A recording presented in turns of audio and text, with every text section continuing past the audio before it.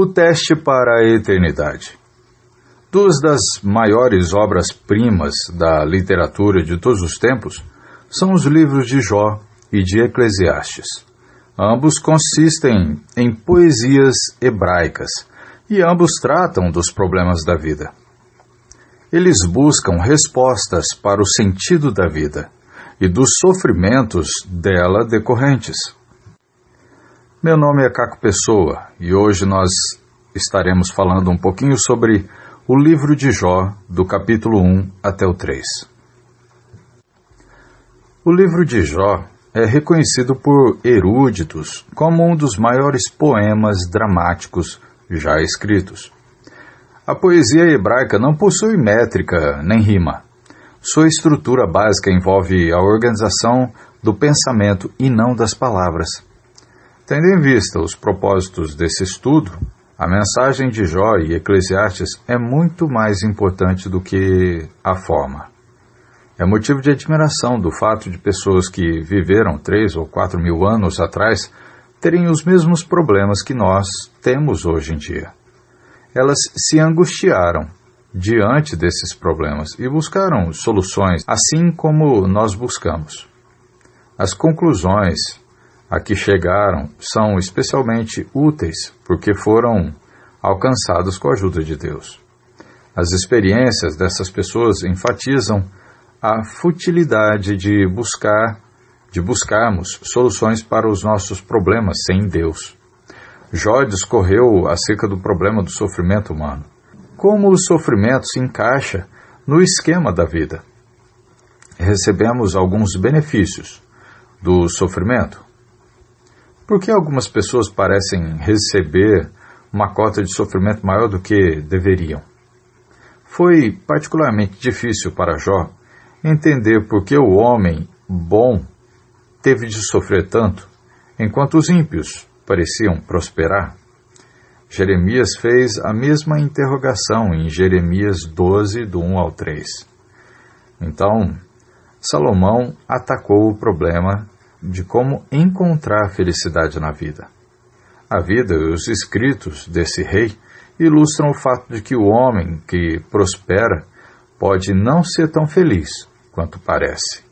Salomão teve saúde, riqueza e sabedoria.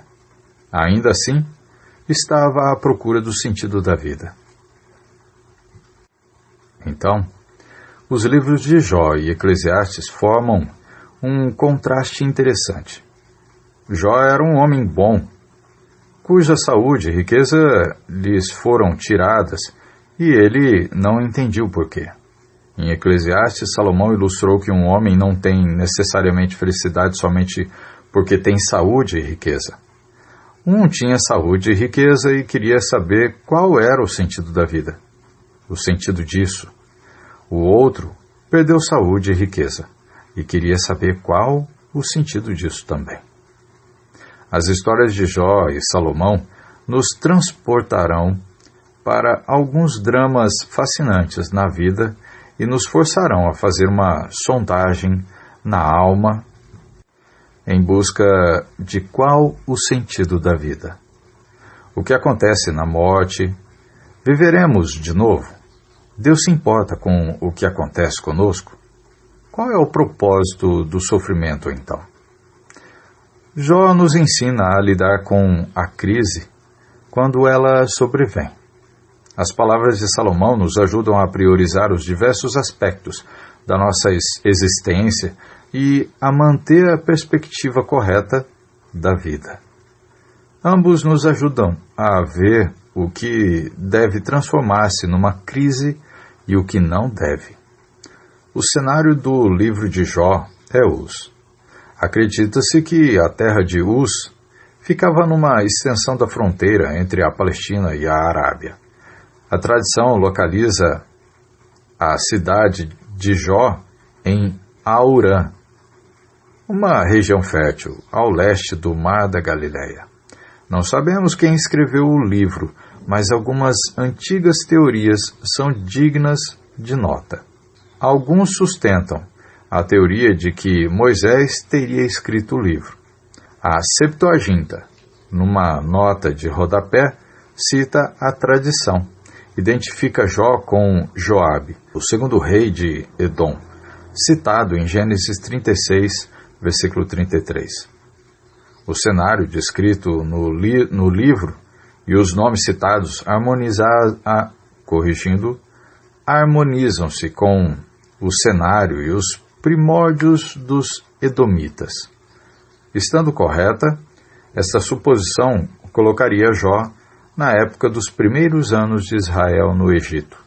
Após a fome que resultou em José mandar buscar seu pai e demais parentes, Israel começou a crescer até tornar-se uma grande nação dentro do Egito. Os edomitas também eram uma nação em desenvolvimento, ao sul e ao leste da Palestina. A tradição judaica atribui a redação do livro a Moisés, quando ele estava em Midian. Isso também é plausível e não contradiz a tradição acima. Moisés pode ter tomado conhecimento da história a partir dos descendentes imediatos de Jó. Midian fazia divisa com Edom, e os povos das duas regiões efetuavam transações comerciais entre si. Jó foi reconhecido por outros escritores bíblicos como uma pessoa real, e não um personagem fictício criado para ilustrar uma verdade. Isso nós podemos ver também em Ezequiel 14, versículo 14 e o versículo 20, e também Tiago, capítulo 5, versículo 11. Pois bem, vamos ver um pouquinho do capítulo 1, versículo 1 até o 5 e o versículo 8, que diz sobre a boa vida de Jó. Bem, poucos homens foram abençoados como Jó.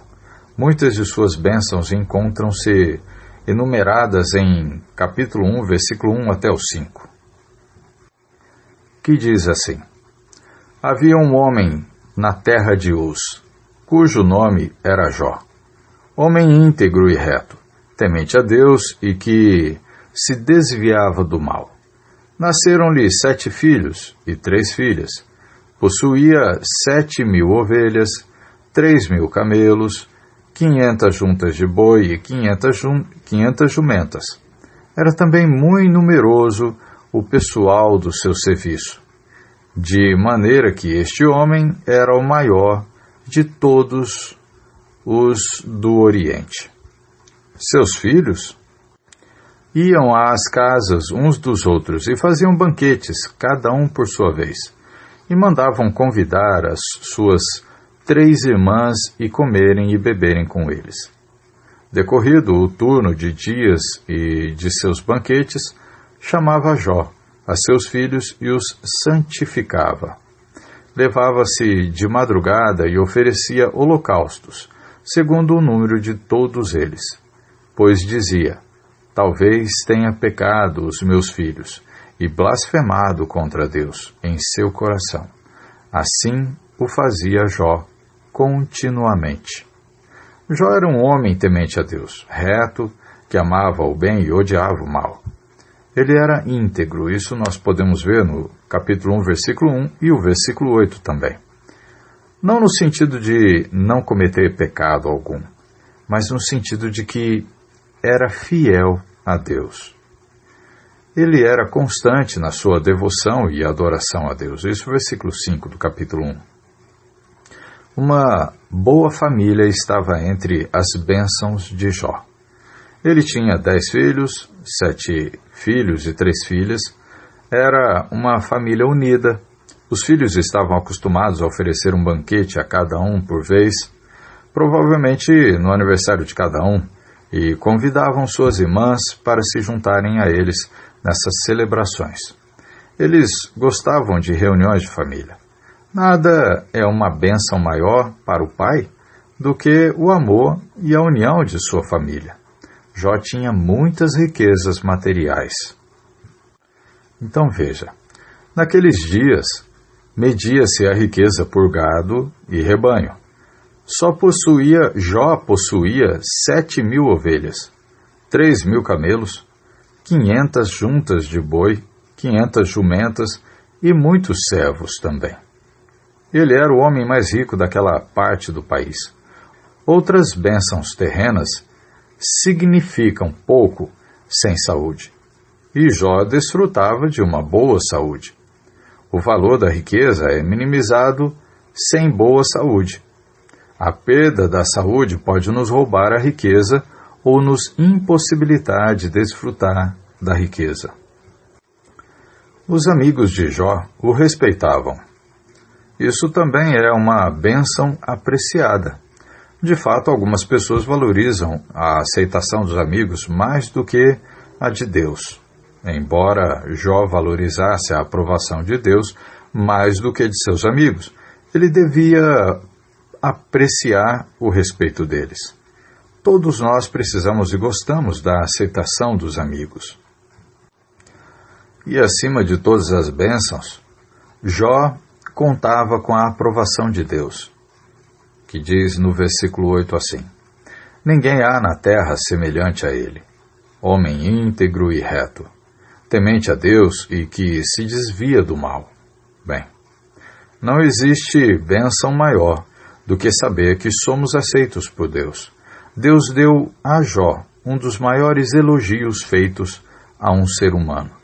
Qual objetivo maior poderia ter na vida do que viver de maneira que Deus diga todas essas coisas boas a nosso respeito? Então agora vamos ver do capítulo 1, versículo 6, até o capítulo 2, versículo 10, que diz sobre o teste de Jó. Então, deem uma pausa, voltem lá para o livro de Jó, leiam a passagem de capítulo 1, versículo 6 até o 2 e 10, para que a gente não fique com uma gravação tão extensa, e voltem então para ouvir o restante. Que então diz: Satanás estava e está vivo e presente então na terra. Quando chegou o dia dos filhos de Deus se reunirem perante o Senhor, Satanás estava lá. Acredita-se geralmente que os filhos de Deus, nesse caso, eram os anjos. Este detalhe traz à tona uma lição profunda acerca do poder de Satanás.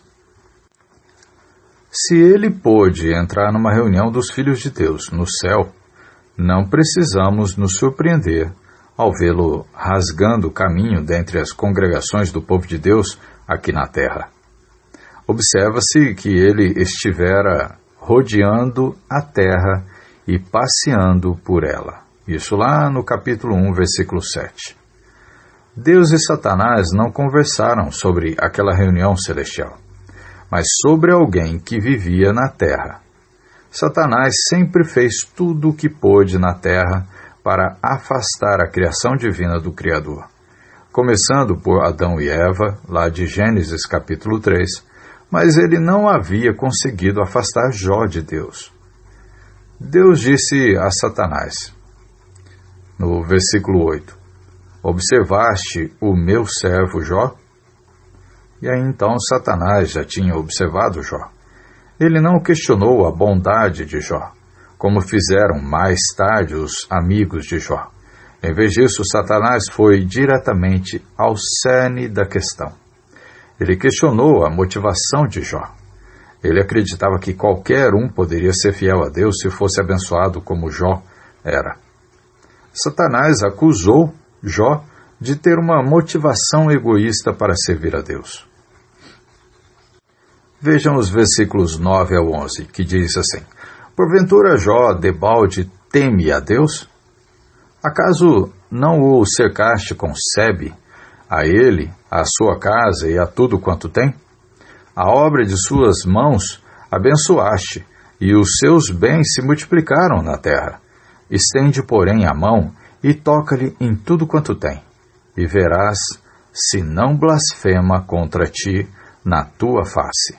Olha, Satanás estava insinuando que Jó não se importava de maneira alguma com Deus, mas que só era bom porque queria o que Deus estava lhe dando. Ele estava sugerindo que, se Deus parasse de abençoar Jó, este deixaria de amá-lo então. Deus permitiu que Satanás pusesse suas alegações à prova. Tire tudo quanto ele tem, e veja se ele ainda me ama. mas não estenda a mão contra ele. Algumas lições sagazes podem ser aprendidas aqui sobre Satanás e a tentação. Em primeiro lugar, se um homem tão bom quanto Jó não escapou de Satanás, tampouco nós conseguiremos fazer isso. E em segundo lugar, se Deus permitiu que Jó fosse testado pelo poder do diabo até certo ponto, e que Pedro fosse peneirado como trigo por Satanás, lá de Lucas 22, 31 e 32, nós também podemos esperar ser submetidos a tribulações desse inimigo. Em terceiro lugar, Deus impôs um limite ao poder de Satanás. Ele permitiu que ele tirasse as bênçãos terrenas de Jó, mas não permitiu, àquela altura, que ele prejudicasse a sua pessoa. Deus não permitiu que Satanás tentasse Jó além de sua capacidade de resistir. Todos nós seremos tentados, mas Deus é fiel e não permitirá que sejamos tentados além das nossas próprias forças. Pelo contrário, juntamente com a tentação, vos proverá livramento, de sorte que a possais, então, suportar. Isso nós vemos lá em 1 Coríntios 10 e 13. Pois bem, Satanás recebeu permissão divina e também uma limitação divina. O único poder capaz de limitar Satanás é Deus. Podemos perguntar, por quê? O que haveria de bom em permitir que Satanás pusesse Jó à prova tão severamente? O propósito de todo o livro é responder, então, essa pergunta. As respostas irão se desdobrar à medida que prosseguirmos nestes estudos. Deus está no controle. Ele sabe o que está fazendo. Seus atos são justificáveis, porque tanto Jó como suas posses eram de Deus. Nós podemos ver sobre isso, lá em Salmos 24 e 1, no capítulo 50, versículo 10 ao 12 de Salmos, também Êxodo, capítulo 19, versículo 5, Ageu 2 e 8, Ezequiel 18 e 4. Pois bem, Jó reconheceu isso, e ele disse o seguinte, no capítulo 1, versículo 21, Nu saí do ventre de minha mãe, e nu voltarei. O Senhor o deu, e o Senhor o tomou. Bendito seja o nome do Senhor. Pois bem, nós poderíamos dizer que não há bênção maior do que sermos aceitos por Deus. Então, vejamos quais bênçãos Satanás tirou de Jó. Bem, ele tirou seus bois e jumentas, suas ovelhas, seus camelos, a maior parte de seus servos e todos os seus filhos. Isso capítulo 1, versículo 13 ao 22. Das bênçãos enumeradas no capítulo 1, 2 não poderiam ser tiradas dele. Satanás não poderia tirar-lhe nem a integridade, nem a aprovação de Deus. E eram essas as bênçãos que Satanás mais queria tomar de Jó. Satanás não se importa com o fato de nossas famílias serem boas, com o tamanho de nossas riquezas materiais, nem com a quantidade de amigos que temos. O que ele realmente odeia é que amemos a Deus e que Deus nos ame. Satanás pensava que poderia enfraquecer o amor de Jó a Deus, tirando-lhe as riquezas materiais. Ele destruiu seus bois, jumentas, ovelhas e camelos, juntamente com seus servos, exceto um indivíduo em cada caso, o qual escapou e relatou a tragédia. A seguir, Satanás investiu contra a família de Jó. O segundo grande teste veio logo depois do primeiro, isso do capítulo 2, versículo 1 até o 10. Deus e Satanás conversaram novamente. Deus lembrou Satanás do seu fiel servo Jó, que não pecou nem acusou Deus insensatamente. Jó havia passado o primeiro teste. Será que então passaria o segundo? Pois bem, Satanás então atacou a boa saúde de Jó. Nos dias de Jó, a boa saúde era considerada um indicador da aprovação de Deus. Seria difícil, mesmo para um homem bom, gozar de boa saúde se ele não acreditasse que era aprovado por Deus. Satanás não desiste com facilidade.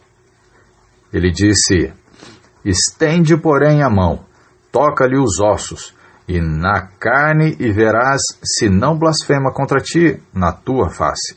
Isso no capítulo 2, versículo 5.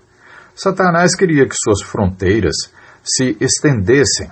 Deus então disse, no capítulo 2, versículo 6, eis que ele está em teu poder, mas poupa-lhe a vida. O estado deplorável de Jó piorou. Satanás afligiu com furúnculos desde a cabeça até as pontas dos pés. Ele se sentava sobre cinzas e se esfregava com um pedaço de cerâmica. A esposa voltou-se contra ele. Ela tentou convencê-lo a amaldiçoar a Deus e morrer, ao invés de viver naquelas condições. Jó repreendeu a mulher por causa daquelas palavras imprudentes e sugeriu que seria egoísmo esperar que Deus sempre lhes desse fartura e nenhum infortúnio. Jó sabia que o amargo vem acompanhado do doce. Ele não alimentou esperanças, mas aceitou a situação. Agora vamos ver do capítulo 2, versículo 11, até o capítulo 3, versículo 26. Façam da mesma forma. Deem uma pausa, leiam as passagens e voltem para dar continuidade a ouvir o audiobook. E nesse ponto nós vamos ver sobre a pergunta de Jó. 3 amigos foram visitar então Jó para consolá-lo. Isso nós vemos lá do versículo 11, capítulo 2, versículo 11 ao 13. Elifaz, Bildade e Zofar nem reconheceram Jó quando o viram à distância. Eles lamentaram com ele e sentaram-se com ele durante 7 dias, sem dizer uma palavra sequer, pois constataram como era grande a aflição de Jó. Jó amaldiçoou o dia em que nasceu, capítulo 3, versículo 1 até o 10. Seu estado era tão lamentável que ele não conseguia sentir-se feliz por estar vivo. Ele não conseguia ver razão para uma existência tão desgraçada, como se diz. Questionava por que não havia morrido no dia em que nasceu. Isso lá do capítulo 3, versículo 11 ao 19. Parecia-lhe melhor ter morrido ao nascer do que viver para experimentar aquela desgraça. Na morte, pelo menos, ele descansaria. Jó acreditava que a morte, ou melhor, que na morte, os maus cessam de perturbar e ali repousam os cansados. Bem, ali os presos juntamente repousam e não ouvem a voz do feitor. Isso lá do capítulo 3, versículo 17 e 18. Naquele momento, descansar na morte parecia mais desejável para Jó do que sofrer a dor, a solidão e a desgraça que sobrevieram à sua vida. Ele ansiava pela morte, assim como um explorador cava e escava em busca de um tesouro enterrado. Jó se perguntava por que Deus teria permitido que um homem nascesse para enfrentar uma existência tão miserável. Nossas perguntas são acrescentadas à lista, à medida que nos envolvemos com o drama. Por que seus filhos tiveram então de morrer? Por que os servos deles tiveram de morrer? Embora Jó sempre soubesse que a tragédia poderia cair sobre a sua casa, ele não entendia por que Deus permitira aqueles acontecimentos. Aquilo que temo me sobrevém, e o que receio me acontece. Não tenho descanso, nem sossego, nem repouso, e já me vem grande perturbação. Isso lá do capítulo 3, versículo 25 e o 26. Jó nunca baixaria a guarda, nunca deixará de adorar a Deus, nunca fora descuidado na sua devoção a Deus. Ele temia que algo assim pudesse lhe sobrever, se ele fosse negligente. Mas apesar de tudo, coisas trágicas lhe aconteceram. Mas por quê? Situações semelhantes nos confrontam, compelindo-nos a questionar então. E por quê? É difícil encontrar as respostas. Não vemos a vida do ponto de vista de Deus. Os caminhos dele não são os nossos caminhos. Então, com o tempo, Jó veio a enxergar Deus sob uma luz diferente. Ele pôde aceitar seu sofrimento com mais prontidão. Concluindo, Deus não nos fez para vivermos para sempre na terra. Ele tem um lugar melhor planejado para nós no céu. A vida aqui é um campo de teste para nos preparar para uma vida celestial. Nós podemos então ler a passagem de Tiago, capítulo 1, versículo 2 ao 4, que diz assim: Meus irmãos, tende por motivo de toda alegria o passardes por várias provações, sabendo que a provação da vossa fé, uma vez confirmada, produz perseverança. Ora, a perseverança deve ter ação completa, para que sejais perfeitos e íntegros, em nada deficientes. Que Deus abençoe a todos, em nome de Cristo. Amém.